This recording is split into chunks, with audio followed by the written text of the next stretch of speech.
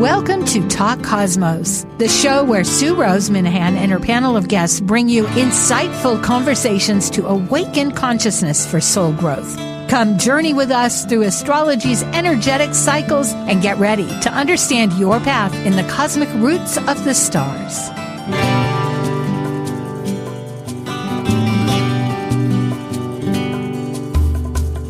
Hello, we survived. Here it is, Talk Cosmos, April 21st. And yesterday was a smack bam alakazam, Jupiter, Uranus. And of course, that is our conversation in the backdrop because it's happening. It's still happening. The reverberations are going like ba-da-ba-doo-ba-da. And I'm very glad to be here for an individual special, can't drop the special, panel. And it is USA Chiron Return Healing Alchemy.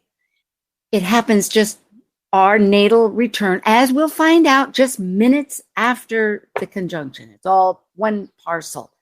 But Chiron is essential rites of passage of consciousness growth and development. And healing is a holistic experience. It's not linear.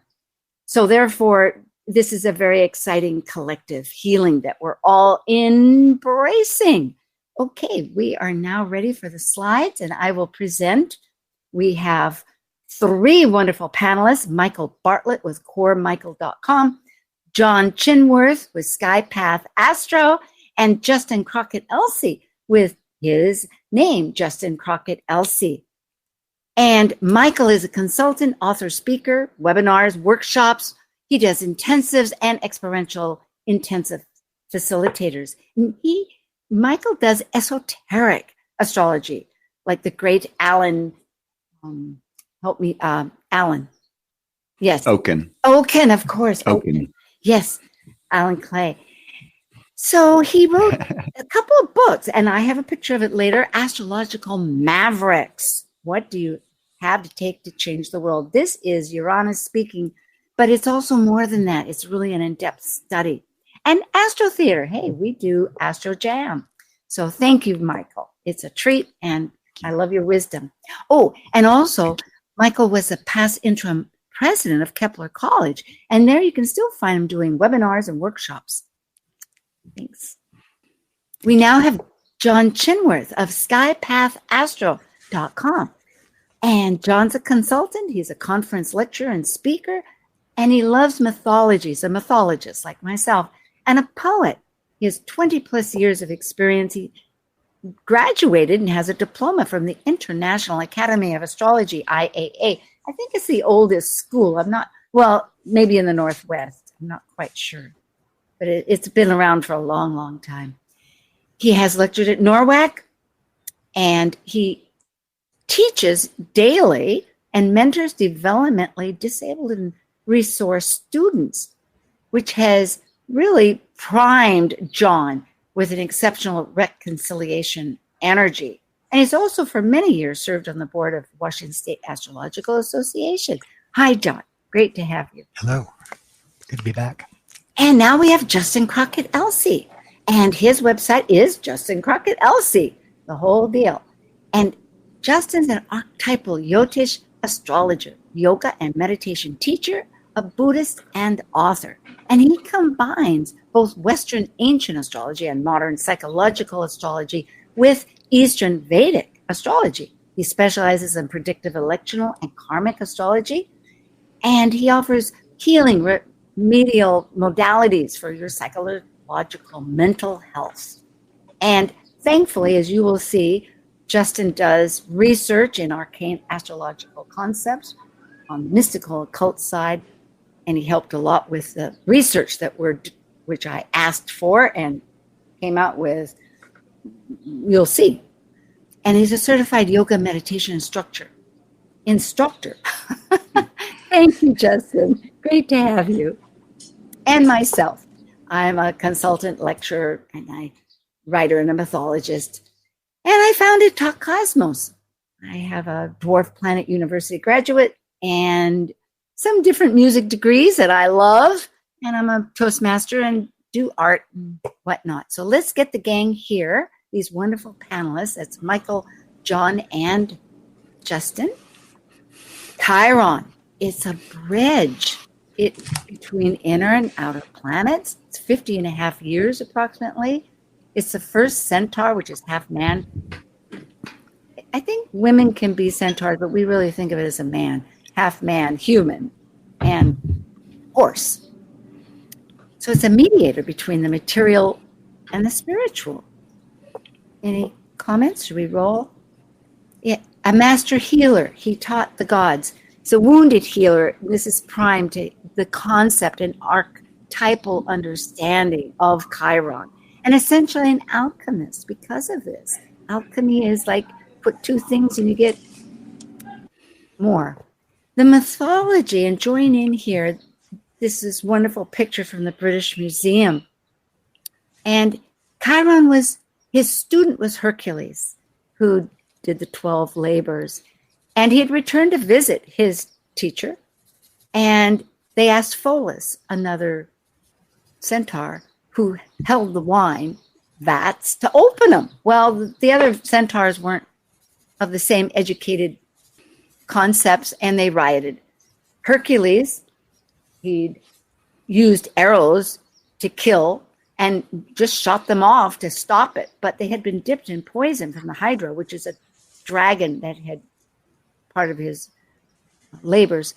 And it struck Chiron and incurred an incurable wound of great pain. And it was only death that would liberate him. And interestingly, there's so much, this is like books on this subject, and there's other topics. We did one in December 3 with Tracy Quinnall, and we just did one with Leslie Francis and Laura Tad on the 3rd of this month in April about Chiron. But Zeus said if somebody would offer themselves in death, he would free Prometheus, who had given or stolen, depending on how you look at it, fire to humanity. And this was a no-no.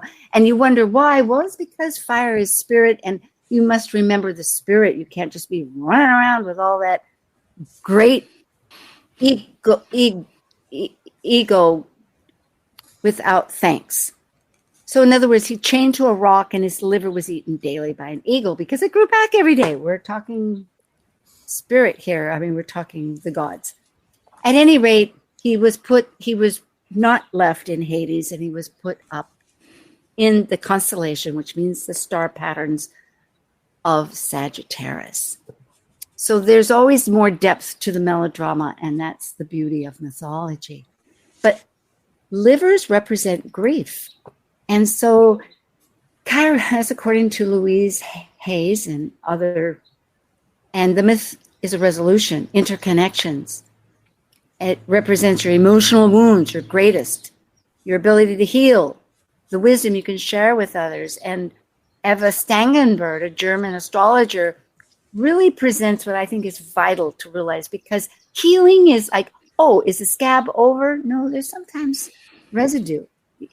All wounds are not forgotten. It's a process, it's an emotion, but you can live as not whole and work with it. And it's understanding, and it's this experience with others, and it's compassion and making a connection. Let's go to the Sabians and let my panel talk. Hey, Sue. Yes. The other I like to include for Chiron is teacher, educator, facilitator. Oh. Because if there's anything that Chiron was, first of all, Chiron is the only centaur who actually has a pedigree because he is of Zeus. So he's one of the rare. The others are really basically remain nameless except for his wife. And I probably will bastardize the name, and Chericlo. I think that's where it's really good, where the feminine comes in. But I think it's really nice because it's this way that we learn in the most precarious ways, through our wounding, through our experience of being other or somehow not enoughness, which especially when it comes into the Aries, not having the right simply to be, right, is this aspect with it. So how that informs us how to actually teach others to be. And through the teaching of others is actually how we learn so much for ourselves. Profound. Thank you, Michael. And my apology, I was we had such a packed agenda. Usually I would Sorry. chat. No way. I just jump in. You have to maybe go like this and have a, like the hook off the table. No, that's so brilliant. Say again your first sentence that you indicated, if you would. Chiron is also the teacher, educator, facilitator. Yes. So it's really nice. It's kind of almost in a way, and it really doesn't. I don't want to say that it doesn't start happening until you've healed your wound, but it helps when you're on your path of healing and addressing your own wound, that then you learn like, oh my gosh, this is something that I can help others who have to deal with these issues. Yes. And it is that sharing. Absolutely. With Chiron, I like to add another archetype to that, the bridge builder, because he's half human, half horse. He's between the what we see in the solar system, what we don't see. So he comes into view and out of view, even though the planetoid itself is no bigger than New Hampshire. But anyway, he's reaching out to help people cross a bridge to get better, because he's kind of went across the bridge first, It is between these two planets, but you're right. That sense of nature. I tend to assume that in talking, I don't assume it. It's like the elephant in the room.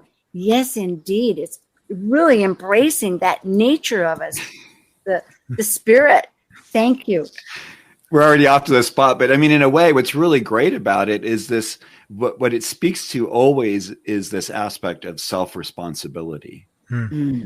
And Chiron was such a wise teacher in that sort of a way that he realized, I am an immortal, and yet I am being poisoned by a poison actually he created.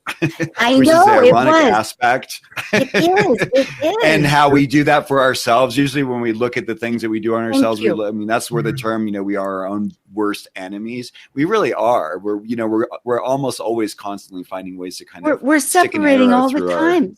Yes. From nature, and then we're projecting and thinking it's somebody else, and it can happen in such minute little ways, and it's tricky because you might think, "Oh, I've got this down." No, there's around the corner. There's another layer to it. Yes, indeed, it's so true, and we'll continue. There's a little bit more further. Excellent. The Sabians. Now, Justin, you're going to talk about the three because Sabians is rounded off one, but there's this whole idea of before, present, and after, because it's a story. Nothing is just one thing. It's a process. So absolutely. And I got to apologize. The parade just is walking by now. It's just as I'm on the air. But, that's Murphy's Law here. But, and I know John likes the Sabians as well. So I think it's a great way to look at sort of an archetypal themes that we see that's coming into this. And I'll just say that the 19 degrees and the 20 degrees both speak to this thing around creativity, imagination, that visionary, and looking at our relationships through the lens of compassion and love, ultimately leading to this 21 degrees, the overwhelming power of individuals. And I'm just curious what John thinks about that. When I think of the American Chiron being at that degree, and it's a fighter, I think that maybe our fighter might be a little bit tired. It's been fighting for a long time.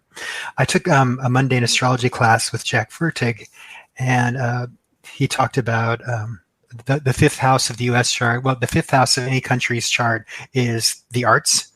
And Jack Fertig said, we have Aries on that cusp of that house. And so Americans like the hot new thing.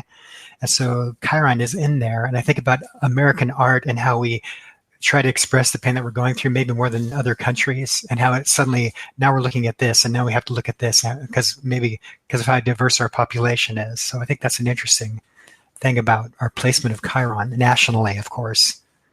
Did that make any sense? I hope it did. Well, absolutely. You caught me with the graphics because Aries and Taurus are very art oriented. They're pre-verbal. And so I was just reflecting on all the art forms. And anyway, I got lost in my thoughts. Yes. Wounded warriors using art to help heal themselves. Maybe that's also a connection. Yes. Yeah. Art that's therapy. so true. do we want to, Jupiter and Uranus are there because the whole chart, as we will see, is powerful. And we've covered it before, but the white dove flying over troubled waters, James Burgess, who also studies Dane Rujar, suggests that this is where we look for signs, yes, outside of things. Thanks, Michael.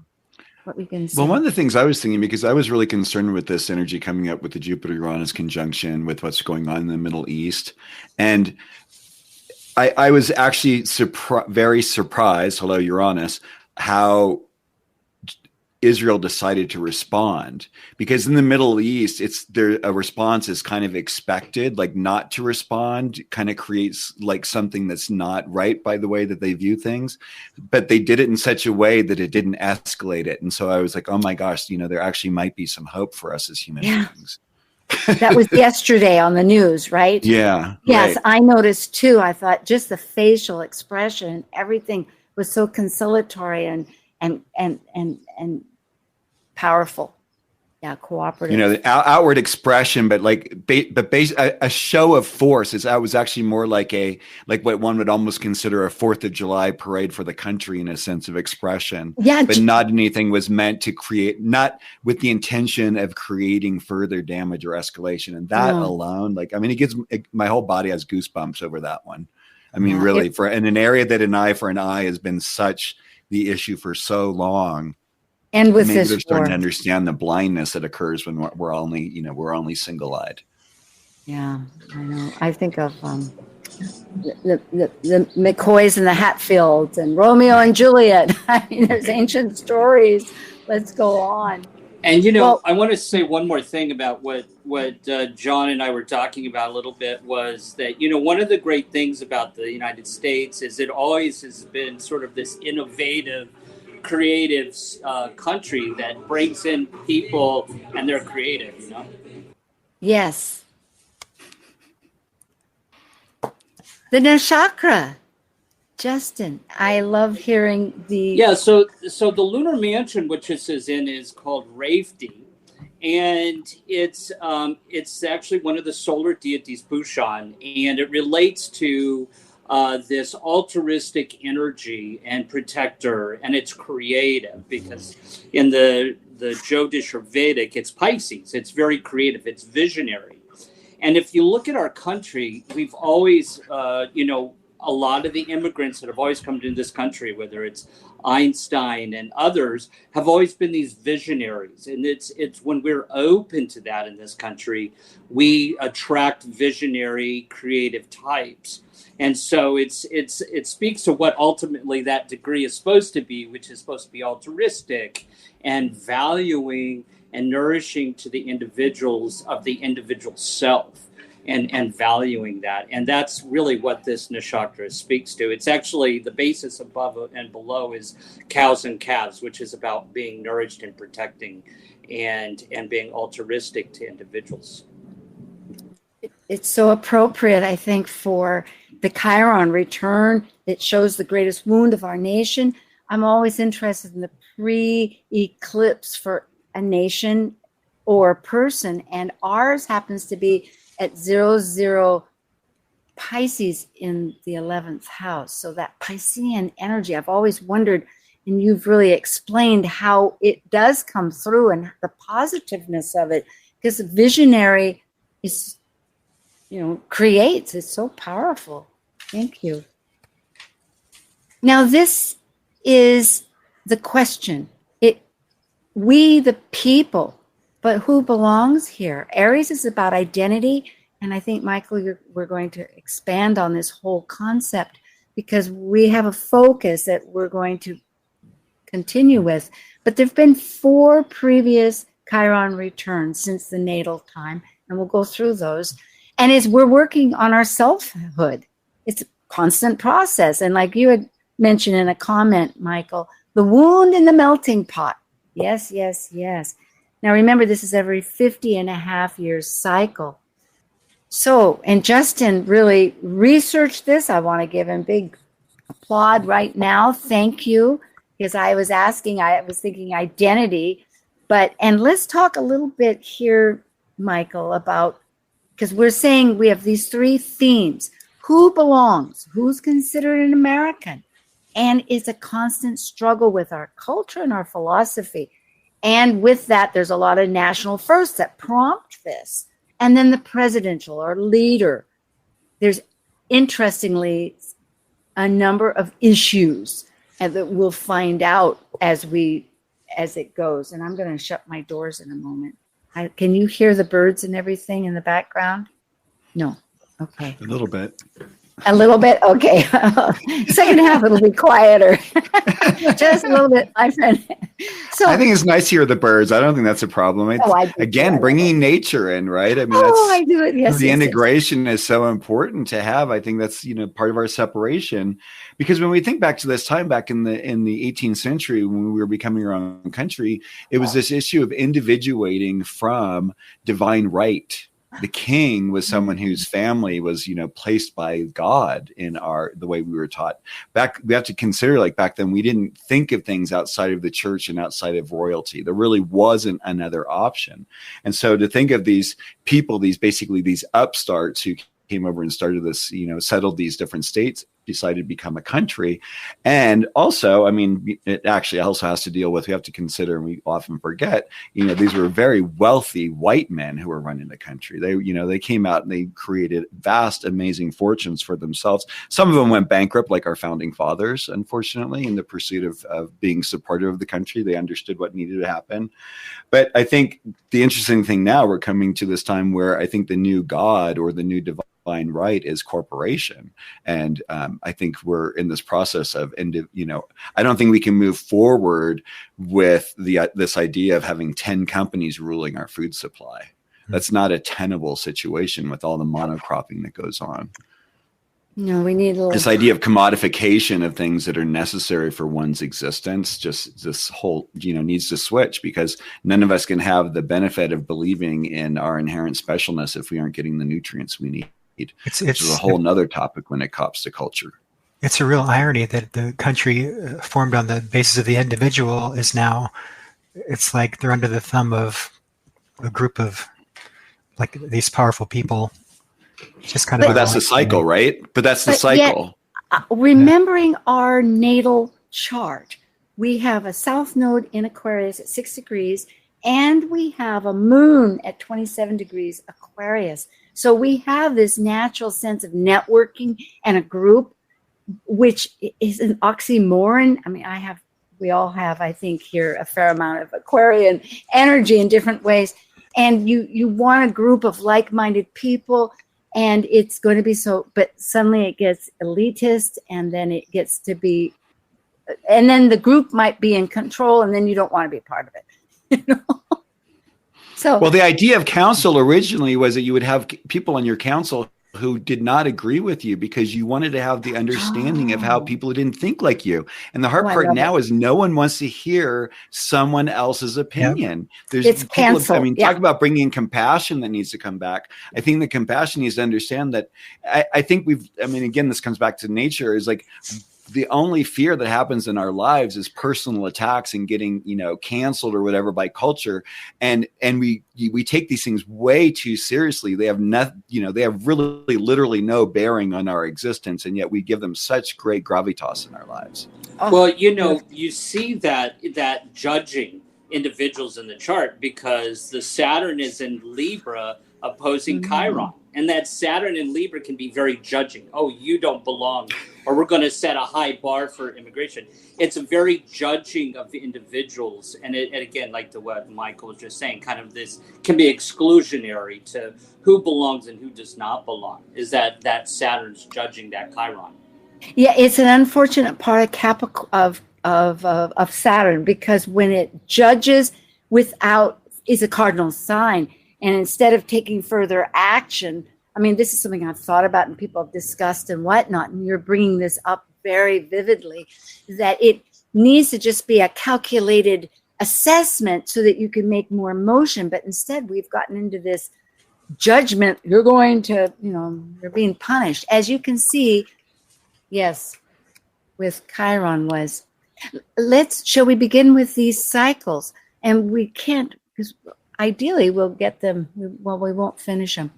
But starting off in 1825 to 26, there were treaties, 6 of them, where the Native American nations ceded territory in culture. And Justin, you brought these up, but the first history was written of the American literature, which had previously been European. Last of the Mohicans was written.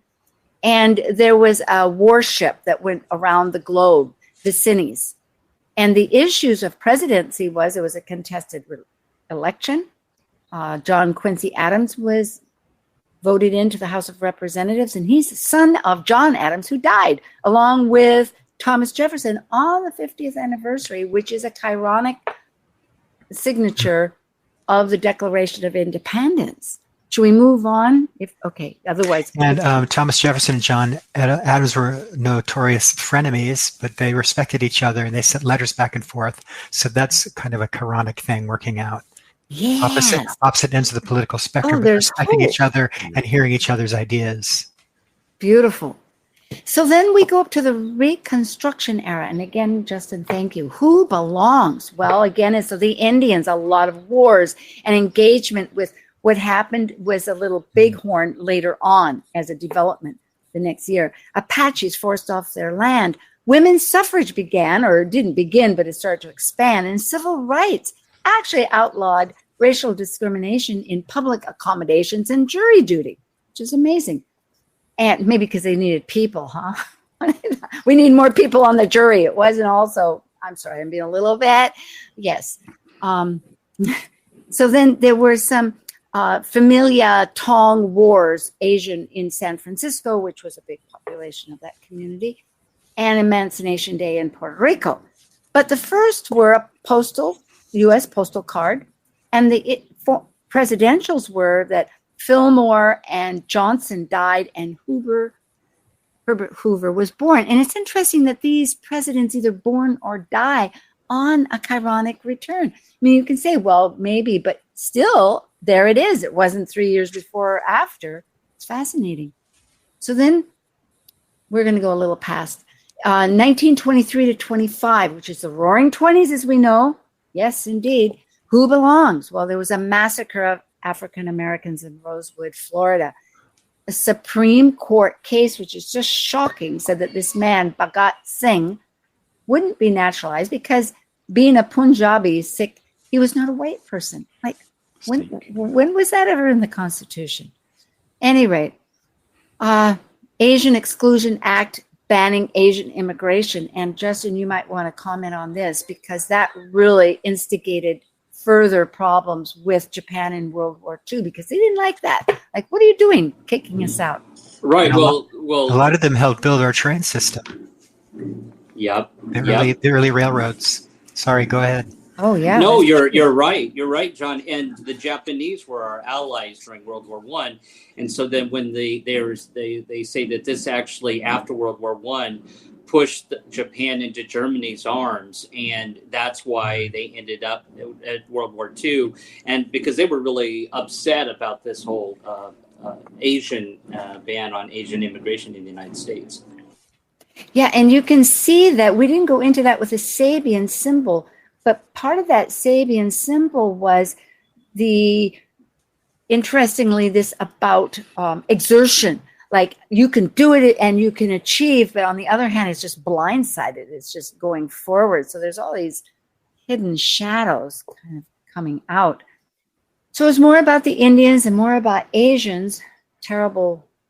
There was an Indian Citizens Act, which possibly could have been good, but go ahead. Yes. I was just thinking a lot of these, when you think about it as an overall effect each time, these are all very cardinal experiences, right? These are these are setting trends that last for a long time. These are conclusions and beginnings of presidential beings, which incidentally, as I'm sure all of you know, each one of our presidents have significant alignments with our country's natal chart. There's always that kind of alignment with the charts themselves. So it's understandable that, these Chironic events are going to be happening also for some of them very personally each time. And your thought about that you brought up about large corporations, here we go. Walt Disney, Columbia Pictures, MGM, MGM. Of course, I like those. I wouldn't think those were so terrible, but they're still corporations. Go and work for them, right? Yeah.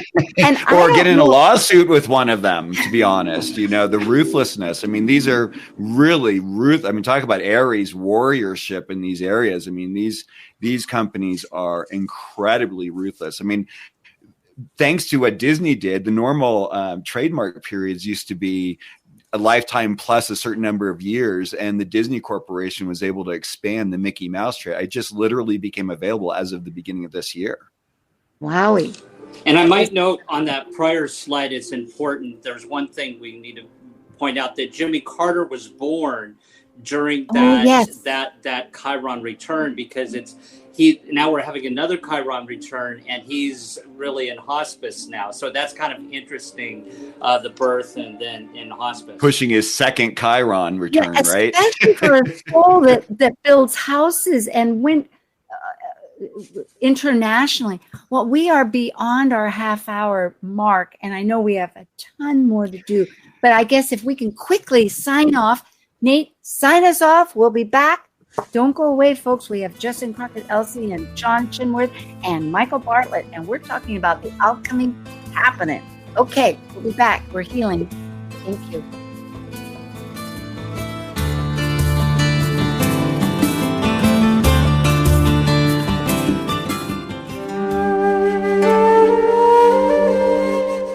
While we take a break from this week's edition of Talk Cosmos, let's take a look at this cycle's archetype.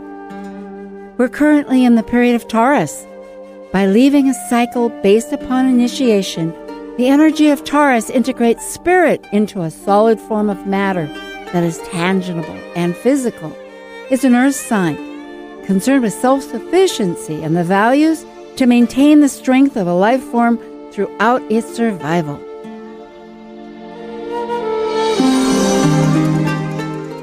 This is Martha Norwalk. Every Sunday morning, beginning at 9 a.m., thanks in part to NewProSupplements.com, we cover the world of animals. This week, April 28th, it's an encore presentation. Join us to hear our last healing show with Dr. Nels and Linda Rasmussen. Together, they helped listeners and their animal friends with emotional, behavioral, and physical issues, and you can receive a surrogate healing just by listening and following along with Linda's instructions. Martha Norwalk's Animal World, Sunday morning, 9 a.m. to noon, right here on Alternative Talk, AM 1150.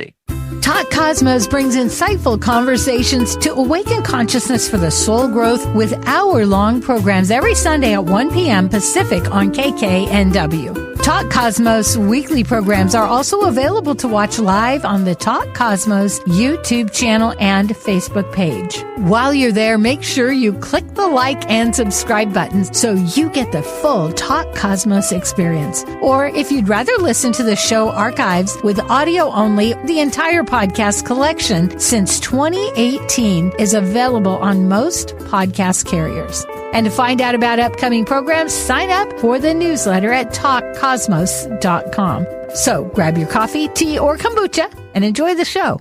Organic, free range, and fresh daily. Alternative Talk 1150. Okay, we are back again, and we're going to go right through this. We always announce what our panelists are doing. And Michael Bartlett wrote Astrological Mavericks, and it is available. He's been giving various talks. You can go on his website or YouTube channel and probably find out a little bit about this. And Michael was on Talk Cosmos, so you can check that out too. Thank you, Michael. Any other comment? No. Okay. No, just a pleasure being on your show. Thank you so much. It's a mutual treat. And John Chinworth, and sorry about your name there, Skypath Astro, and you can contact him at archerstars@gmail.com. And this is just one of his talks that I pulled up, and he was at NORWAC, but a very interesting idea. John, you've got really fascinating things, and I know you have things under wraps that you're never going to mention until they are actually produced. I know, I'm so shy. You and Johnny Depp, same water rabbit. So here we go. And Justin Crockett, Elzie. Now, Justin has a monthly Mars forecast that he does on Instagram and Ask the Astrologer series. And he, like I, are working with Liz on her YouTube channel, but you can find them on my podcast and on Justin's podcast. I'm doing a astrology Star Sisters, and we just did one on this subject of Uranus and Jupiter, but next one's going to be Jupiter in Gemini. Now, I'm signing off to you, Justin. Any comments about other things? No, it's all good. It's all good. Okay. Anyway, we appreciate everybody's interest. Oh, and I'm doing a blog, so check that out weekly. And here's Talk Cosmos, and you can just put your little camera on there and find out about it. So we are beginning again, because everything that we see, Martin Luther King says, is a shadow cast by something that we didn't see. That's a good way of looking at things. And I think Chiron sort of speaks of that. If you go back to that list of the Chiron hits, the one in the 1970s, I remembered something that happened in 1972. Geraldo Rivera went to the Willowbrook State School and filmed everything that was going on there. Oh, you know what? That's right, because we got lost. We didn't. We need to go back to that. We didn't go back. Nate, can you get me back there to something? I have trouble. No, back. Yeah, back. Sorry. We're retrograde. No, I was going to say the same thing. Cool. Mercury is. There we go. Thank you. All right. One more. Yes, There you go. So Geraldo Rivera visited the Willowbrook State School. I don't know. I think it's in New York in 1972, and he filmed it. And he saw how horrifically the people lived there. And public outcry happened, and they closed it in 1987, the harmonic convergence, right? And this caused a federal civil rights legislation to protect people with disabilities. That's a totally Chiron thing. Yes, it is. It is. And if we think of the anniversary of Roe versus Wade. Oh, yeah. Wow. That's another one. To be honest, Wow. I think what people have a hard time understanding with that part is, from a purely legal standpoint, from what I understand from the beginning, there was a way that it wasn't really written properly, and subsequent justices said this needs to go back to our legislatures, and that's never been really handled. And that's really what, I mean, people say, oh, because of Trump, this really happened, but it's, in a way, it's also because of proper law, in a sense, as far as our constitutionality is concerned. Interesting. But whether that needs to also change, because the truth is, the Constitution was written at a time when, rights were not equal for women, were not equal for people of color, or people who were gay, for that matter. Especially.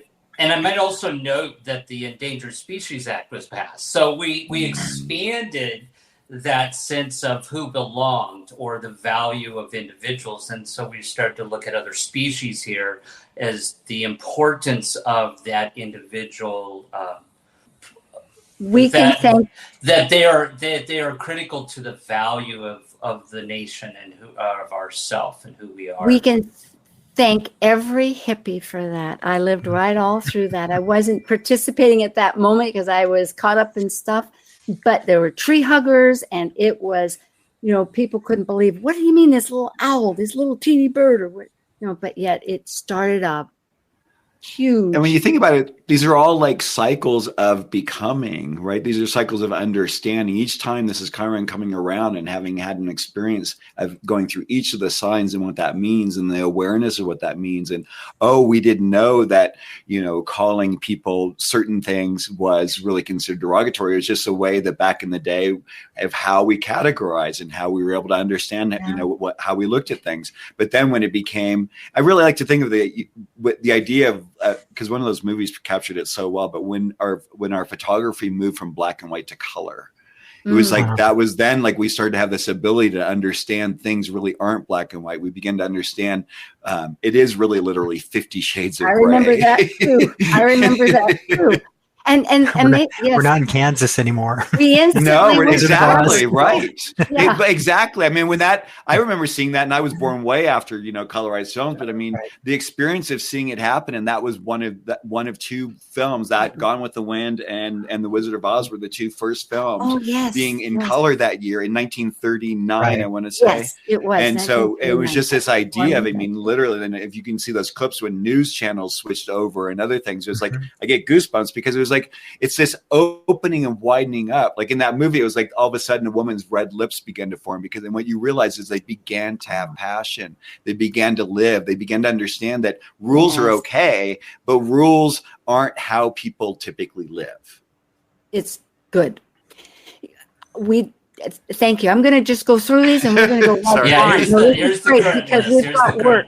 Book bans and the immigration, transgender, and Trump as the first president to be facing criminal charges. So however that goes, that is a first.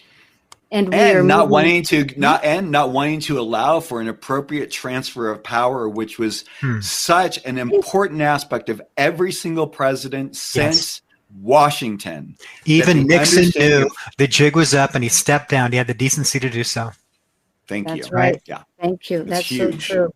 But when you have someone with Regulus and the Mars and your ascendant, having a God complex, I think really doesn't quite get to the fullness of the expression. And people haven't been checking him until now.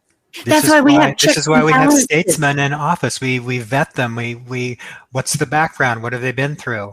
Yeah. Well, we shall find out. Looking at. Sorry.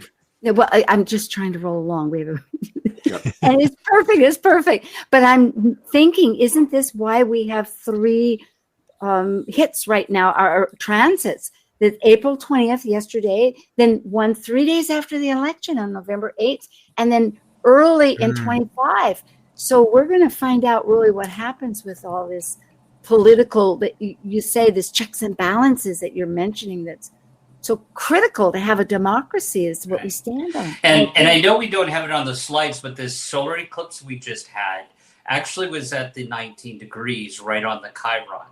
So again, back to the 19, 20, and 21 degrees there. That solar eclipse. Mythologically, we're just going to scan this quickly, but it is in Taurus. That's about survival and resources. Jupiter is about growth, and Uranus is a visionary, the great awakener. And grandfather and grandson.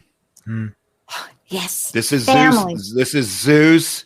This is Uranus, who began the swallowing of the children, and Zeus, who ended it. Yes, absolutely. Yes, that's true. Sorry. It's like, it is like that thing, like Martin Luther King said, what's obstructing it is something you can't see. So by hiding it, you can't deal with it. You've got to get your wounds out. These planets are saying, what we're doing now isn't working, and we need to expand our vision to meet the demands of today, and we're not doing it. It needs to grow. There are solutions. We got to stop thinking like this and start opening up our minds. And because we have solutions. You 3 are the greatest panelists. If I didn't pack so much in here, I would be. Thank you. So, I think on the recording, you have to just turn the speed up about a half a notch, and you'll be able to squeeze it all into that hour. Well, it's we'll sound like chipmunks. What happens will happen. We'll be there. You can't do that. Yeah. So, interestingly, we're focusing on just a smidgen on this, and we did a great long one with Laura Tad earlier. And so you can check Planet Buzz. Generally, this is a new cycle we're in. It lasts for 677. It's almost 600 years. Then it starts from 30 down to 0 degrees. So we've had 2 prior, and Abraham Lincoln did a great speech, House Divided, in 1858, which is interesting the way it starts. And I just wanted to go a little bit into some of these because we include them, but Jupiter and Uranus represents freedom and authenticity. But Nessus is, thanks to Justin, I do include it, and that's a centaur, half animal, half man, and it represents not the easy things: abuse, betrayal, emotional wounds, the deepest shadow that we have, and it's our personal trauma, which can be all these difficult things, from the worst: rape, abuse, suicide, mass extermination, just as an example. But in other words, it's like things that you have to deal with. And it's because in the story, there is a whole mythology about that. But essentially, it's the difficult parts of it. I just wanted to bring this up, and we'll jump ahead, that they are just about 45 minutes apart. Yesterday, that first it was the Jupiter-Uranus conjunction, and then it was Jupiter, and then it was, thank you, Sue, the Chiron return for the United States. And the two differences are, is the moon was at the anaretic degree of 29 degrees Virgo, and now it's at the point, one of the cardinal points of 0 degrees Libra. And the other is the ascendant. It went for the United States from Washington, D.C. Eastern time went from 3 degrees Sag to 13, almost 14 degrees, which we could call as the galactic attractor at 14 degrees Sag. But it's also conjunct the Sibley chart, which many people use, and I often do. It's a 5:10 p.m. chart for that. So I thought, isn't that fascinating reconnection? The other thing that's really interesting too is when you consider that Jupiter and Uranus get together usually every 13, 14 years, that it's only been conjunct in Taurus 6 times in the last 1,000 years. Yes, it's really quite, when you consider, Well, you know what? I did a whole thing for 2,000 years, and it's because they have over 600 years apart, and they last 600 years.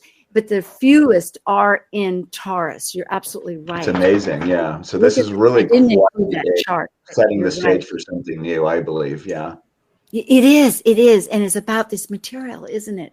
It's about the spiritual and the material that we're dealing with. Yep. This is the actual chart, and after this will be the one with the USA chart. The other thing from an esoteric standpoint that I think is important to note is that Uranus is the modern ruler of Aquarius and Jupiter is the esoteric ruler. So that really ties to me in that it actually adds another level of interest to this. And the other thing is, especially after the great mutation, which we now will be having between Jupiter and Saturn and air signs, that it's nice to have something grounded in this position, but Uranus is involved, or I should say, and Uranus is involved. Especially the sky with Gaia. Yeah, the primordial god. Justin, you're thinking back there. Are you waiting, or do you? Yeah. I'm waiting till we get to the sibling chart, okay, because I think I don't want to focus too much on Jupiter Uranus, because I want to focus on Chiron. That's good. Because this is the Chiron show here, so I want to focus on Chiron. Right, and I just wanted to show here Chiron. It is conjunct. That's all that this one is. Here we go, U.S. Sibley, and I hope this has some sense to it. There is that T-square with our natal Sun, Saturn square, a releasing point, yes, with the South Node transiting it, and as it was very well brought up by you, Justin, about the fact that we're making too much of a measurement and a decree of morality with Capricorn or Saturn, because perhaps it is authority, and using that authority in more of a ego way rather than us working with spiritual, for lack of other words, or the greater source of things, to, like using the signs like the dove, however we want to relate to it, but it's not just us. And when you look at where we're headed, the heart of Venus with the Chiron, 19 degrees, they just were conjunct. Their Chiron's just separating. And the thought of Mercury, there's a lot here to suggest.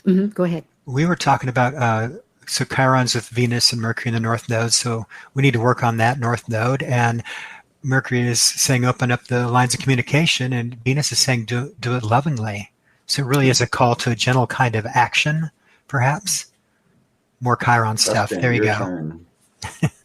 Justin. No, I was going to say, Sue, what is Nessus in the Sibley chart? That's Nessus. It's Nessus. Nessus. Yeah, but what degree is it in? What sign? Because I can't see. Oh, 19. I'm 29 sorry. It's degrees. 19 what? Pisces. 19 Pisces. So it's Saturn is 15 Pisces, Nessus is 19 Pisces, and Mars is 22 Pisces. So Nessus is right between them as the midpoint. But I mean in this US chart, not in the return. Pardon me. Yes, I'm so sorry. It's not very. Oh, I know what I did accidentally. Looks like 9 degrees. Yes, it's 9 degrees Pisces. When I copied this, I did right. I made a. So that could mean that one of the things with Nessus and Sag in the US chart is about making sure that, and that again goes back to belief systems. And how we, the United States a lot of times pushes out its belief systems and its beliefs, and it can, manipulate or hold over people. If you don't do it this way, then we're going to pull money here and that. So there can be some manipulation with belief systems with the Nessus and Sag, as something that we're learning not to do. Thank you. Is that natal Nessus in Sagittarius? Yeah, no. Natal is in Pisces. They're both in Pisces. They're both in Pisces. I think you said it was in Sag. Oh, no, it's in Pisces. It's okay. Nessus is at 9 degrees Pisces, so it's I've got a Sabian symbol. Moving. Are you guys ready for this? Around. Go for it. Yes. For Nessus, an aviator pursues his journey, flying through ground obscuring clouds. Wow, can you say that one more time? An aviator pursues his journey, flying through ground obscuring clouds. So not seeing what he's flying over. Blind. But he continues anyway. Trust. It's trust. I mean, that's right? Like a trust element with Pisces, right? There's faith. Mm-hmm. Yeah. Or a sense of. Visions of Shirley MacLaine flying down the mountain. And what's the one prior to that, John? What's the one prior to that? The degree?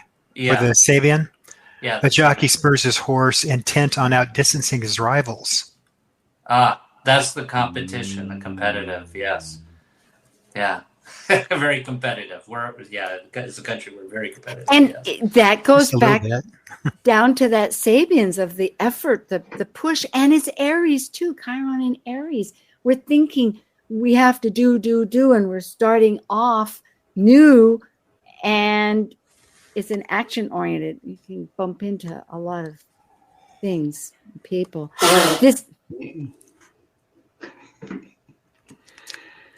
So more Sibley, Justin? Yeah, I'm just looking at this. Go ahead. What were you going to say, Michael? I feel like I've taken up a lot more time than I needed. I'm going to encourage. This is the second one that's going to be right after the election. And we're not really having time for this, but I thought people are going to wonder, or maybe I just want to be more inclusive. It's like, put the smorgasbord on. And so Mars is going to be out of bounds. And in fact, Jupiter is going to conjunct our natal one. We're definitely going to have action-oriented thoughts. That's just the starters. Well, then if you go to with that's huge. The Jupiter and Gemini on the natal Mars. That's like a lot of communications. Just like everybody's going to be wanting to say something or have their say with that one. Yes, because Jupiter has a voice. The stories, right? It's playing telephone in school.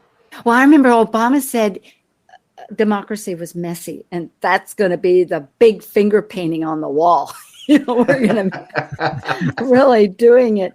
Here we have the third one in February, and again, Mars is pretty active, but here Jupiter now is going to our natal Uranus, and interestingly, those two are back again, but in a different system. Instead of being this motion together, they're augmenting on a bigger our sense of authenticity, maybe. We'll have to wait and find out. Plus the sun and the moon. So that's going to be pretty pivotal too. Here, I think, thankfully, we made the last. It's when we start working together that with a real healing takes place. David Hume, Scottish philosopher, and Yoko Ono, healing yourself is connected with healing others, which I think is so brilliant. And there's a few there. Should I show any slides, or are you ready to just see our faces? Oh my goodness, what a PowerPoint. That's what you look like. Yeah, I know. We have sequels. Justin? What a pleasure. No, I was just going to say it'll be interesting near the end of the year when Mars is going to go retrograde. And it goes into Leo, then goes retrograde back into Cancer, which is about family. And so we're going to be doing a lot of reassessing our family. And here in Aries, we're looking to Mars already, so it's somewhat tied in. Well, there's got to be hope. And thank you, everybody. US Chiron Return Healing Alchemy. May yours be splendid and expansively embracive. Thank you, Justin and Michael and John. Your pleasure. Thank you for joining an insightful conversation on Talk Cosmos, the show where Sue Minahan and her panel of guests awaken consciousness by connecting soul growth patterns with astrology's energetic cycles. Be sure to tune in next Sunday, 1 p.m. Pacific Time, to continue your journey through the roots of the cosmic pathway.